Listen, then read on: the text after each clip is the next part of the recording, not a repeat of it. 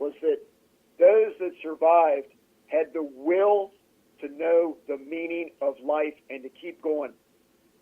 And it's kind of hard to understand. I hope that I communicated properly. But one of the concepts that Viktor Frankl talks about, when he got out of the concentration camp, he developed a full psychology, a philosophy, a branch of psychiatry called, it was called logotherapy. And what it was about was to understand what your purpose is and to get a plan and move toward it. And what he basically said is that when you have a meaning that is so powerful that if you give up your desire to live and embrace life, no matter how horrible the conditions are, you've given up the truth and the meaning of life. He says that you have to accept that life is going to have suffering. But it's what you do with that suffering, how you get up when you're in a beaten down state, that makes for you to move toward what your purpose and your meaning in life is. He said that even in the concentration camp, if you're going to have to go into those gas chambers, to be able to stand up when you go in there as a man, as you meet your death. Viktor Frankl is very, very deep, but to keep in a very concise framework, here's what he says. He says, the past happened. It's over. You can look at it and glean something from it, maybe, but don't dwell in it. The present, if you are only living in the present without any purpose in life for your future, you're not going to have much in life. You'll be living just for things that are temporary, not more permanent. He says, so what we need to do is look at the past, get a little out of it, and while you're in the present, plan to work toward the fulfillment of your purpose, and no matter how hard life gets, never stop moving in that direction.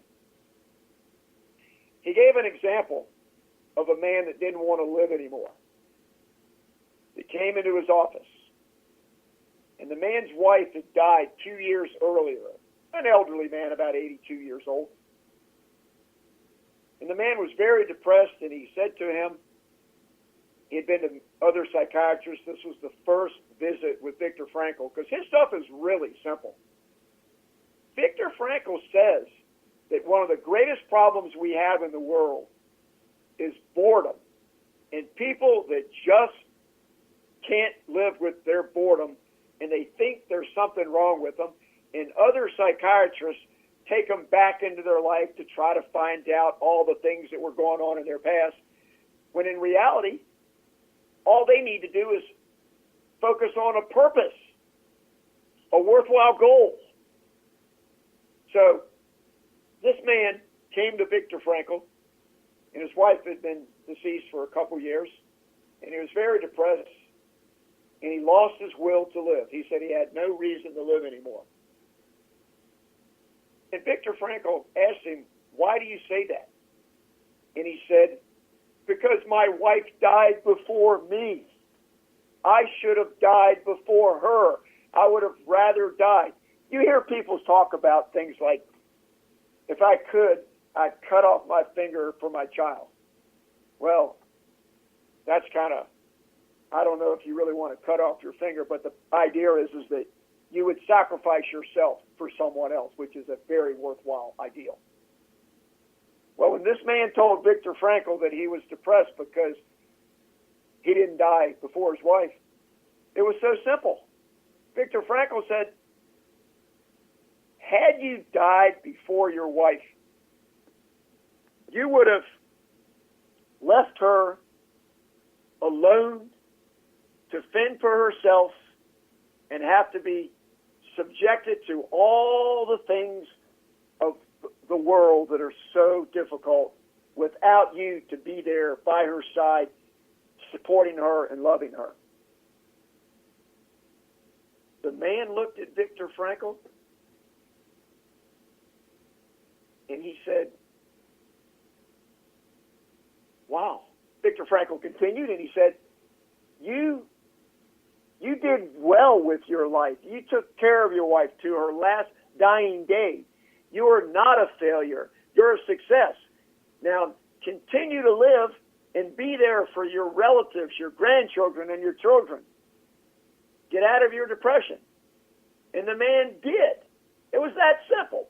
What Viktor Frankl says is that a lot of people that are going into therapy because they're mixed up and confused and don't know what to do with themselves, they're just bored. So Viktor Frankl's logotherapy tries to help them figure out what they really like to do that has a good purpose in their life. What he says about life is going to have suffering, but you've got to accept it and move on and make something of your life. That's very much in keeping with the Christian principle of joy in suffering, is that we can go through this life and we can suffer, but yet we can still find joy even though it might not be happiness sometimes. And all you got to do to snap yourself out of a depression sometimes when you're feeling sorry for yourself that you haven't achieved what you're supposed to, and just quit looking backwards to look forward. Just look at what Jesus Christ did on that cross for us. It's a sin to not embrace what Jesus Christ did for us and to move forward. Worrying and fear, those are sins. In my preparation, I think the most serious thing that came out of this for me is that my wife and I, when we were talking about biblical references or scripture about choice,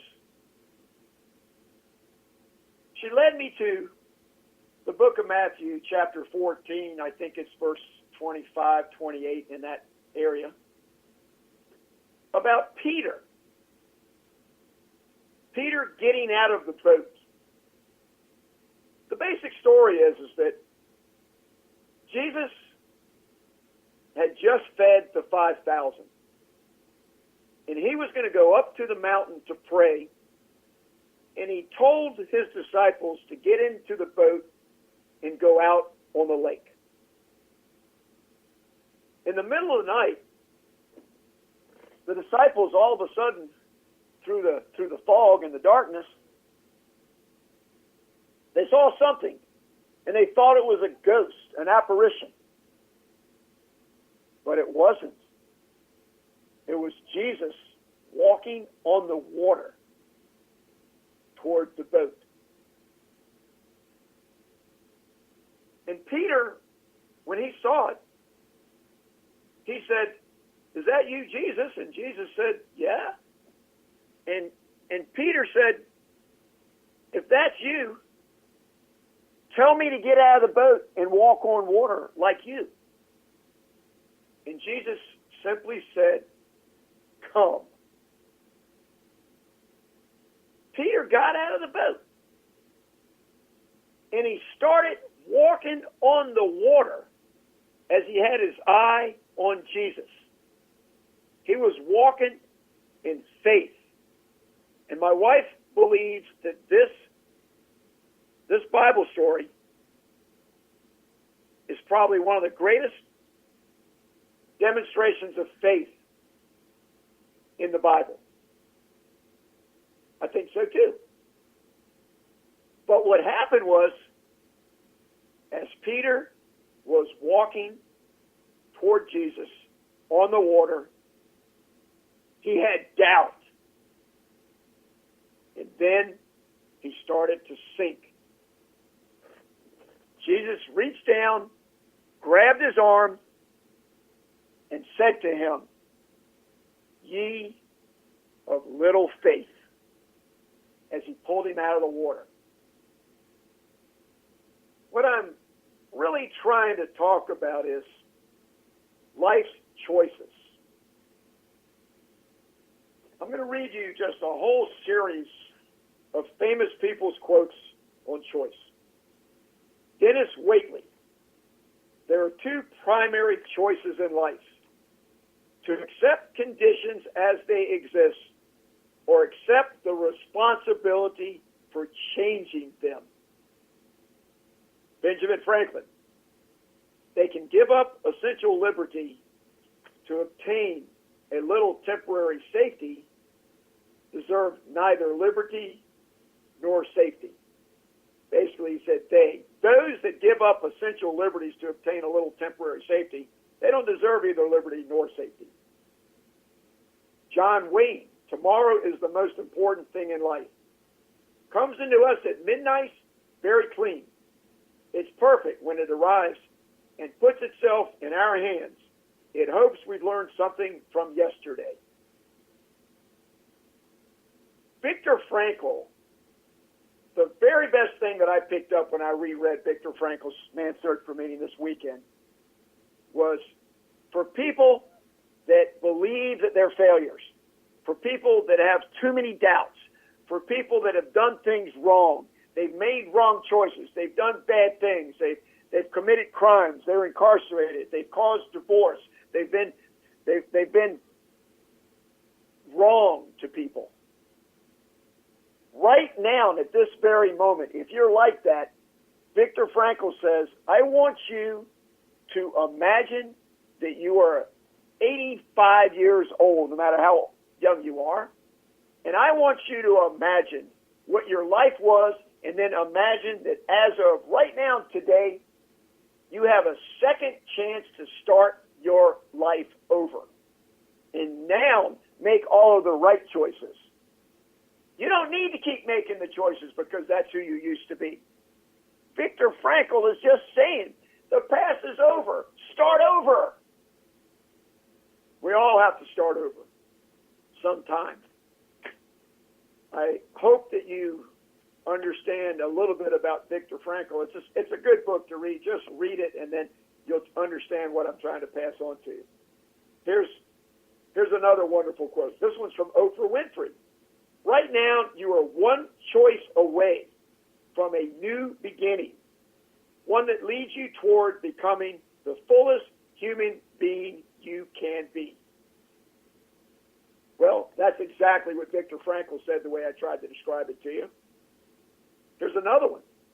This is Viktor Frankl himself. The last of the human freedoms is to choose one's attitude in any given set of circumstances.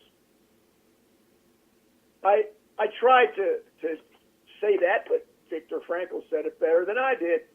Yeah, that's the one thing that Viktor Frankl says. We do have a choice of our attitude. That's one thing that we have. Nobody else can tell us what our attitude needs to be.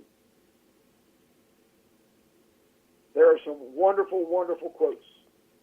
But I want to tell you that Napoleon Hill, this one's really simple.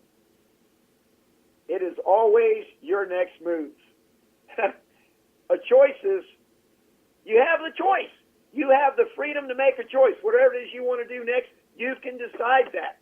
So I think in summary of covering choices a little bit, my message is this.